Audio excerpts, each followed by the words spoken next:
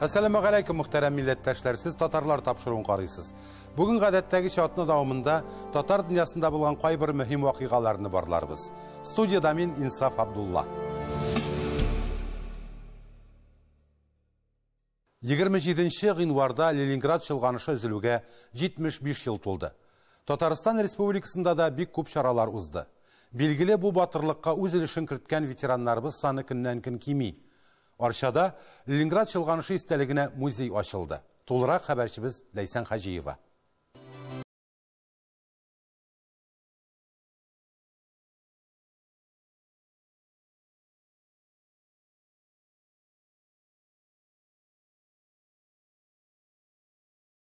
Sağ bulağız. Gösterken batırlıklarını sizden iklas bundan zor atmayın.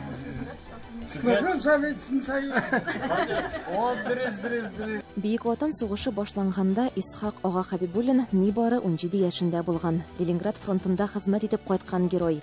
Арчада ул исен калганнардан бердән-бер. Шушы көннәрдә 95 яшын тутырган. Хәзерге бер ел гына солдатлык түгел. 6-7 еллык солдат. Баштан узганнарны сөйләп кенә бетереп буламы соң ди Исхак агасы кыранып. Көнде австрал сугыш булып кына тора. Ана шунда ягасында гына инде. Сугыштан кайткач тракторга утыра, ватан өчен җиң сызганып хезмәт итә. Үзенә яр итеп Гатифа апаны сайлый. Көн сайын үлем көтеп кына инде. Көн сайын. Рахмәт егетләр, искалыгызга. Ул сугыш тамашаларын әйтеп кенә бетерә торган түгел. Гаилә кырганнарына да тиздән 71 ел тулачак. Авыр елларны артта калдыра гомер итә алар. 5 бала тәрбияләп үстерә. Ярлы еллар. Баба юлы вакытта яш, матур, сау сәламәт. Мин аңа каршы булганмындыр инде. Әле бер дә үтерәсе килми. Үземнең дә үләсе килми. Бу тормышка әле ирештек бит кызым. Сөйлейіндім, сен бұлай оқы, тұрыш, ялқауланма деп 71 ел бірге тұралар. Мен де шылай тұрасым келе. Бір кіші білен яратышып, шылай. Арча районында Исхак Ага кебек ветераннарга кадер хөрмәт бик зур. Хәер, бармак белән генә санарлык исән калган ветераннарга гына түгел, фронтта һәлак булган геройларның гаиләләре дә исәптә. Бейік Ватан сугышында 27 меңнән артык бабайларыбыз, әбиләребез катнашкан. Арчада яшь хәрбичиләр исемле хәрәкәт тә булдырылган. Бу хәрби патриотик проектта 400-дән артык укучы исәпләнә. 800-гә якын безнең тыловикларыбыз бар. Алар да безнең хәзерге көндә шул ук юнар мискатрядлар карамалыгында. Һәрбер менә тыловик ветеранны, тыл ветераннарын һәрберсенә менә безнең үзебезнең главабызның указаниесе белән, аның постановлениесе белән комиссия төзелеп, һәрбер тыловикны, һәрбер ветеранны инде без 14нче елның иләрендә җырып чыгып, алды түбә ябу андый эшләр бик күп эшләнде безнең. Арчада Ленинград чылганышы истәлегенә музей да ачылды. Ул 3нче номерлы мәктәптә урнашкан. История возникновения Арской начальной школы номер 3 уходит своими корнями в 18 век. Бай тарихка ия булган уку йорты. Заманында Федор Шаляпинның да нәкъ менә биредә белем алуы мәгълүм факт. Күңелем тулы аңа хөрмәтем. Әнием татар кызы, әтием татарлы. Шулай булгач, үземдә дә татарлык тулы. Музейның бер почмагын туган телгә багышлаганнар. Нәкъ менә шушы уку йорты урынында Бейік Ватан сугышы елларында госпиталь эшләгән. Очрашуга заманында биредә хезмәт иткән шәфкать туташларын да чакырганнар. Очень много немцев умерло Было здесь. так очень много. Вот недавно... Приедет, и сколько кубометров там? И главное, Сколько кубометров? зимой. Школа была неотопляемая, печки были, полы не крашены, воды не было, печки топили дровами, холодно было и голодно было. Ленинград чолганышы турындагы тарихи фактларны барлауны заманында Рәмзия Хамидуллина башлап җибәрә. Үлемсез полк дигән акция башланды.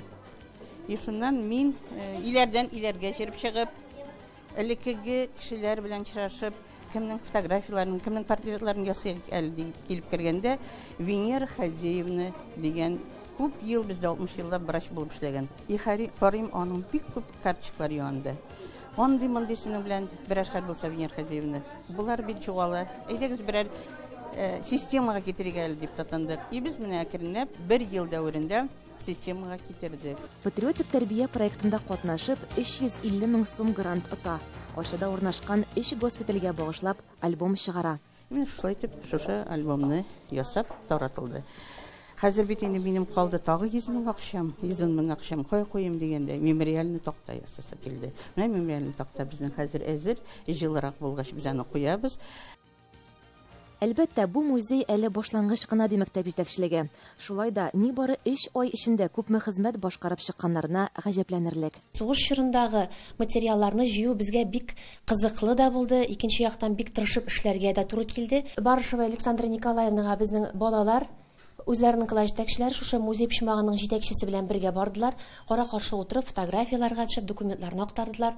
Мин үзем шәхсән Дементьева Антонина Ивановнага барып анда материалларны актардык һәм аларның сөйләвеннән чыгып та без яңадан списокларны барладык. Кемнәр монда эшләгән, кемнең туганнарын каян табырга була.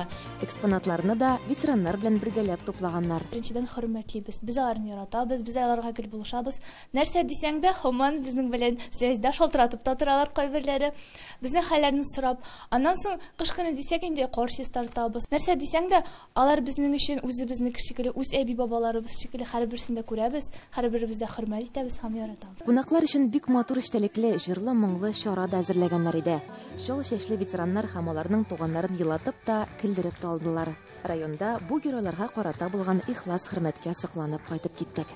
Ләйсин Хаҗиева, Татарлар, Орча.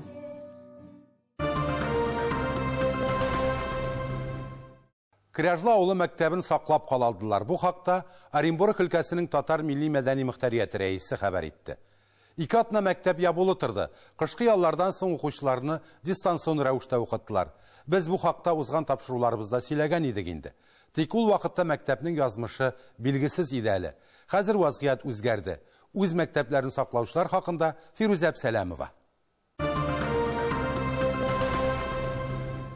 Мәктәп бинасы 38 ел элек төзелә. 2017 елда ата-аналар район башлыгына уку йортына ремонт кирәклеге хакында мөрәҗәгать белән чыга.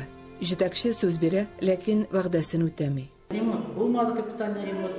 Шуннан соң безнең стеналар эшләй башладылар. Эшләгән стеналарны безнең үзебезнең укып чыккан укучыларыбыз, спонсорлар ярдәм итә.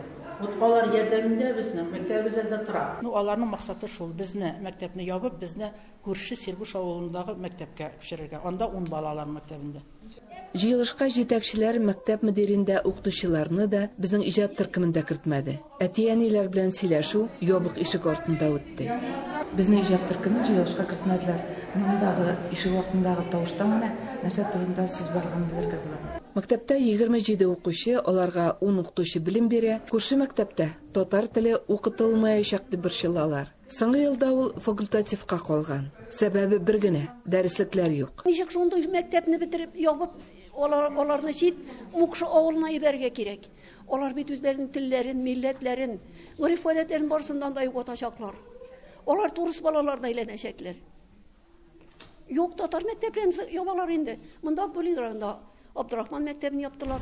Монда Күрше авылда Ибраһим мәктәбен яптылар. Хәзер менә безне ябалар. 3 сәгатькә якын барган җыелыш тәмам. Тик нәтиҗәсе шул ук: чираттагы экспертиза. Бу кышкы каникуллар вакытында төшерелгән видео иде. Күптән түгел укучылар үз мәктәпләренә кайтты. Кулларында шарлар, мәктәп капкасына җитүгә үк тиз адымнар. Кряжлы авылында беренче белем бирү йорты 100 ел элек ачылган булса, бер гасырдан соң аңа ябык куркыныч янады. Шуңа да 2019 елның 23 гыйнварын авыл халкы мәктәпнең икенче туган көне дип саный.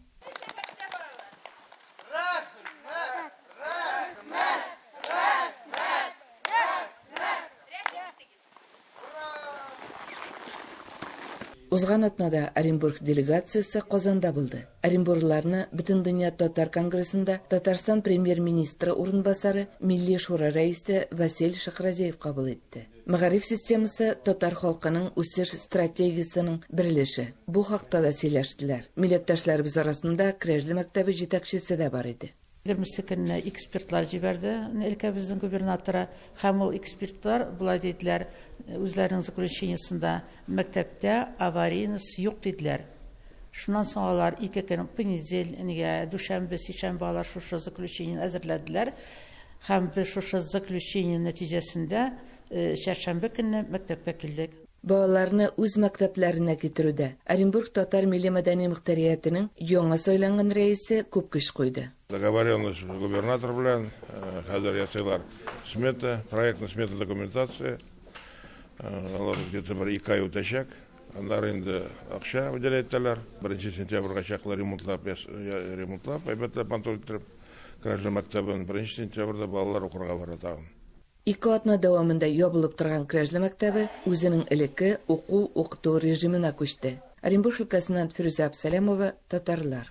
Самар өлкәсе Камышлы районы Иске Ярмәк авылының Халик Садри исемендәге мәдәният йортында авыл тарихы китабын тәкъдим итү кичәсе узды. Шәхесләр язмышы, чырлар, дәверләр, кан кыйгыч хәлләр, горурланырлык нәселләрне иченә сыйдырган әлеге китапны хәбәрчеләребез дә барлады. Вакыйга урыныннан безнең репортаж.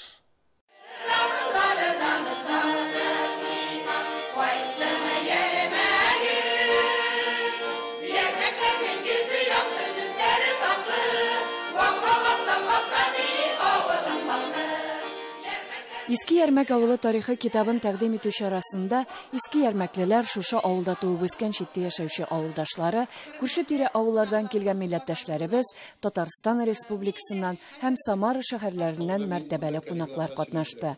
Аларны Иске Ярмәк авылында инде 49 ел дәвамында иҗат итүче, шушы төбәкнең, халкыбызның горурлыгы булган Аккаен халык фольклор ансамбле каршы алды. Бүген бездә шундый зур бәйрәм.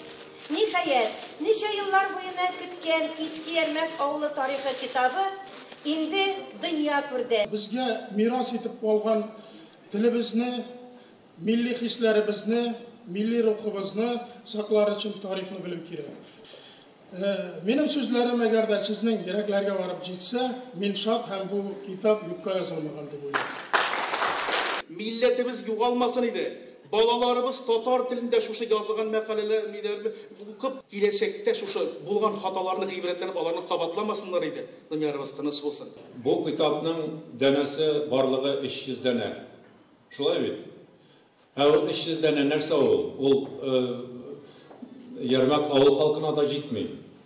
Шуңа күрә ул китапны меңләп, 2000ләп язып чыгара кирәк. Авыл мәдәният йорты сәхнәсенә күтәрелгән һәркем Иске Ярмәк авылы тарихы китабы турында җылы сүзләрен җиткерде. Кадерле авылдашлар, без карт кеше озак яшәмәбез. Рәхмәтемне әйтеп каласым килә. Әгәр әдәбият хезмәттә эшләгән кешеләр булмаса, безнең дөньябызны хайваннар дөньясы шикелле булыр иде. Шуңа күрә бигрәк тә менә тарихыбызны, нәселләребезне тырышучы, күтәрүче кешеләргә иксез-чиксез рәхмәтләребез күп. Илләргә тынычлык, патшаларга сабырлык биреп, рәхәт дөньяда яшәргә насыйп итсен балаларыбызга. Менә безнең бәләкәй генә китап булса да, Балыклы авылыннан да басылды, Байтуган авылында да мәшлай бәләкәй генә булса китап салынды. Аны безнең Тәскир апа бар, нидә яңа Усманда үзенең дә бер бәләкәй генә брошюрка ясап бергән ишлай. Безнең менә шул язучылар бар, но менә шундый менә нык тирән казып мәшинле тарихлы китап ул менә беренче генә дип мин уйлыйм. Район башлыгы Иске Ярмәк авылы тарихы дип аталган китапны чыгаруда катнашканнарны рәхмәт хатлары белән бүләкләде. Альберт Борханов китапның авторына Бүтән дөнья татар конгрессының татар милләтенә күрсәткән хезмәтләре өчен медален тапшырды. Бер төркем Иске Ярмәклеләр конгрессның рәхмәт хатлары белән бүләкләнделәр. Фәрит әфәндегә шулай ук Ленин комсомолына 100 ел ордены һәм таныклыгы да тапшырылды. Иске Ярмәк авылында яшәүче прапорщик, отставкадагы хәрби Али Солтанов Сәйепҗан совет гаскәрләрен Афганистаннан чыгаруга 30 ел медале белән бүләкләнде. Сез беләсез, 15 февральдә беренчедән безнең бөек Тукай белән бергә икесе Муса Җәлилнең туган көне.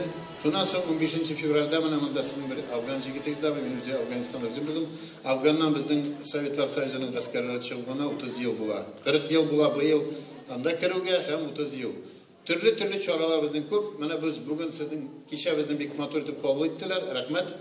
Әлбәттә, 3 сәгатьлек тамаша данлыклы Аккаен төркеме, авыл үзешчәннәре, мәктәп укучылары, күрше-тирә авыллардан килгән сәнгать осталары тарафыннан җыр биюгә күмелеп барды. Искиярмәкле Иршат Галимовның Өмет спектакленнән сугыш елларында авыл халкының тормышын тасвирлаган күренеш тә тәкъдим ителде. Тагын шунсын әйтеп китү урынлы булыр. Самар өлкәсе Камышлы авылында быел 29 июнь көнне бөтен Россия татар авыллары сабан туе узачак. Очрашырбыз. Лесена Сидретдинова, татарлар, Искиярмәк авылы, Самар өлкәсе.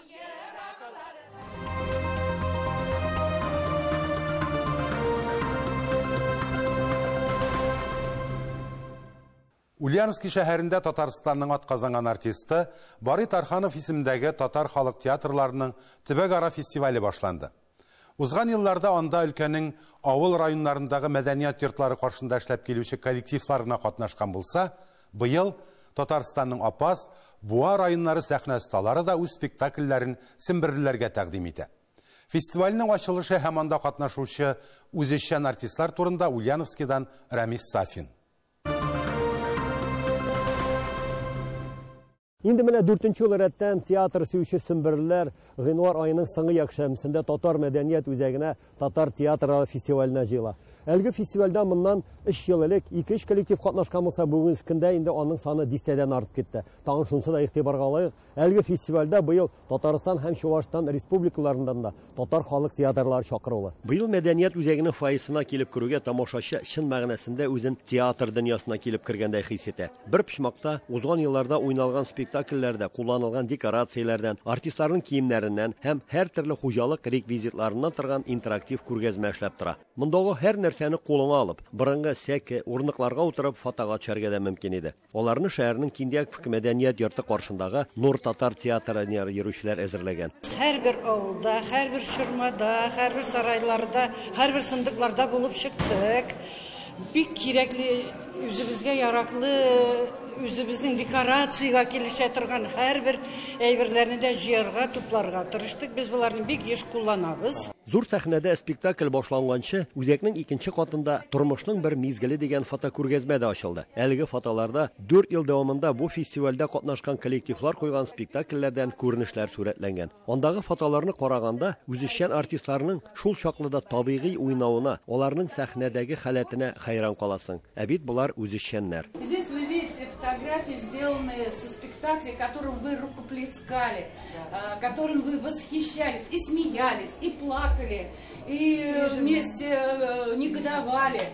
Ә бу вакытта исә грим бүлмәләрендә кызу эш кайный иде. Кемдер күлмәк ыштан үтүклей, кемдер грим сала, кем әйтмешли малайдан бабайга әйләнә. Быелгы фестивальне ачу хукукы шәһәрнең Киндиак мәдәният сарае каршында эшләүче Нур татар театрына бирелгән. Шунсын да әйтергә кирәк. Узган елгы фестивальдә катнашып, әлеге үзешчән театр халык коллективы дигән исемгә дә лаек булды. Өлкәнең танылган сәнгать стасы, таләпчән режиссер Җәмилә Мифтахова кыска гына вакыт аралыгында менә дигән бердәм коллектив туплый алды. Безнең коллективка теләп бирүче егетләр, кызлар бар. Мәктәптән укучылар да бар. Аллага шөкер. Мин аларның сәләтләренә карап сайлыйм инде. Кемдер җырларга тели, кемдер сәхнәдә үзенең театраль яктан сәләтен күрсәтергә тели. Шул сыйфатларын белеп чакырамыз дәре. 4-нче тапкыр узучы фестивальне ачу тантанасында катнашып, мәдәният министры Евгения Сидорова татар халкының әлегелектән театраль булганын һәм татар спектакльләре куелган тамаша залларының һәрчак тулы булуын да искәртте. Төбәкнең мәдәният министры халык коллективы исеменә лаек булган берничә татар үзешчән төркемгә таныклыклар тапшырды. Бүгеннән мондый зур исемгә лаек булган татар коллективлары тагын 6-га артты. Ә фестивальне ачкан Нур халык театры инде иртәгәдән кабат гастрольләргә җыена. Татар мәдәният үзәгендә узучы фестиваль барышын күзәтергә, якташларның сәхнәдәге осталыкларын карарга тамашачы зал тутырып килгән, басып торырга да урын калмаган. Яшьлекне дә искә төшерәсең, карап безнең театрларга, аннарсын артистларыбыз бик яхшы, кызык, интересно безгә все-таки. Артистлардан да артык матур итеп Профессионал арттарын бір жақта тұрсын, өзіміздікілер гүрілдеп яшасындар. Спектакль һәр вакытта да кирәк ул. Ул халыкка бигрәк кирәгенә ятып керерлек шундый эстәлекле. Концертларны яратамыз, но театр особенно йөрәккә. Ничек театрны яратасыз концертларны? Не знаю, почему-то содержательныйрак йырларны телевизордан ишетәм. Тамаша тәмамлангач, оештыручылар үзешчәннәргә өлкә мәдәният министрлыгының һәм Татар автономиясының дипломнарын тапшырдылар. Татар үзешчән театрларының өлкә фестивале 27 март халыкара театр көнендә тәмамланачак. Ульяновск өлкәсеннән Рамис Сафин, Татарлар. Тапшыруыбызны Бурятия Республикасына булган сәяхәт дәвам итә. Бу төбәктә 160-тан артык милләт вәкиле гомер кичерә. Татарлар 2010 елгы җан исәп буенча, бурятлар руслардан кала 3нче урында. 7000-гә якын милләттәшебез исәпләнә. Алар бик актив. Милли ризыкларыбыз, гырыф-гадәт, йолаларыбыз белән бу җирлектәге һәр кеше таныш. Бурятиядә яшәүче татарларның эшчәнлеге хакында сезгә дә җиткерәсебез килә. Сүз Гөлия Садыковага. Бурятия Россиянең ерак көнчыгыш федераль бүлгесенә керүче республика. Башкаласы Улан-Удэ шәһәре. Тарихы бик борынгыдан килә. Бурят-Монгол автономияле Совет Социалистик Республикасы булып 1923 елда оеша. РСФСР составына кертелә. Бүген әлеге төбәк искиткеч табигате, үзенчәлекле архитектура һәйкәлләре белән җәлеп итә. Без хәзер Улан-Удэ шәһәренең нәкъ үзәгендә, Советлар мәйданында басып торабыз. Дөньядагы иң зур Ленин башы скульптурасы да нәкъ монда. Аның авырлыгы 42 тонна, тулысынча бронзадан эшләнелгән. Гиннеслар рекорды китабына да кертелгән.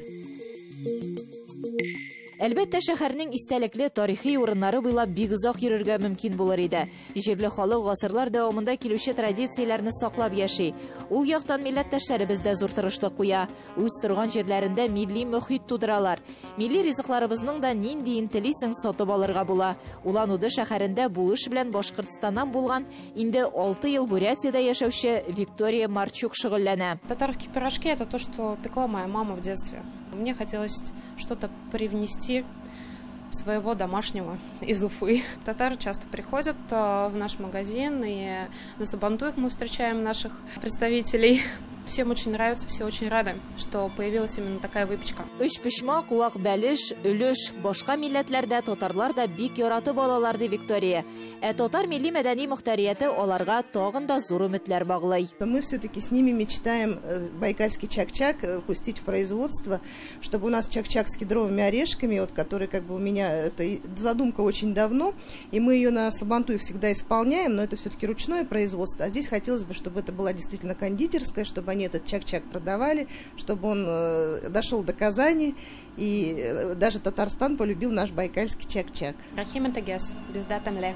Улан-Удэ шәһәрендә милли ризыкларыбыздан авыз итү мөмкинлеге тудырылган булсам, башкаладан 30 чакрым ераклыктагы татарлар күпләп яшәүче Иске Анахой авылында татар мәдәнияте, гырыф-гадәтләре белән танышырга мөмкин. Этнотуризм белән шөгыльләнәләр. У них очень какая большая тяга к своим истокам и к своим традициям. Мы здесь провели несколько сабантуев, и вот когда мы все-таки пришли с мыслью, что Анахой переводится с татарского Анакае — колодец матери, мы решили им создать как бы вот именно как бы какое-то событие, и вот тогда как бы пришли к мысли, что нужно создать возле колодца, значит, анимационную площадку, программу, и этот натур начался именно с колодца матери, что Анакае Суишсян, Кызын Матур була, Улын Батыр була. Иске Анахойда әлеге эш белән милләттәшебез авылның татар үзәге җитәкчесе Рәшидә Зәйнетдинова шөгыльләнә.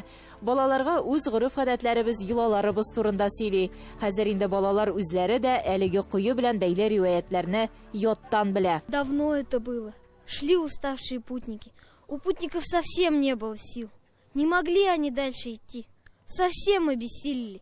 И тогда они попросили у матери земли и у матери воды немного сил и воды. Проснувшись, на следующий день они увидели перед собой колодец.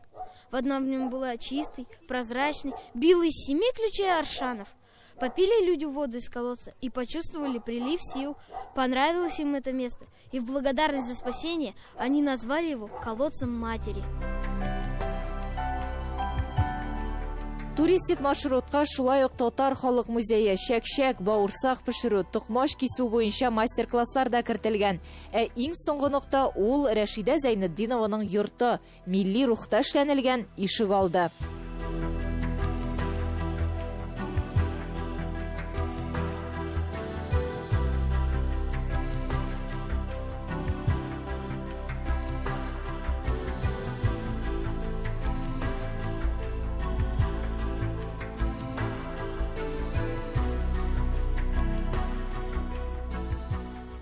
душа, наверное, требует татарскую культуру, и чтобы я сама сохранила, может быть, это все, показала и сохранила. Татар халкы кайда гына яшәсә дә үз йөзен югалтмый, дәвамлы булсын. Гөлия Садыкова, Татарлар, Бурятия Республикасы.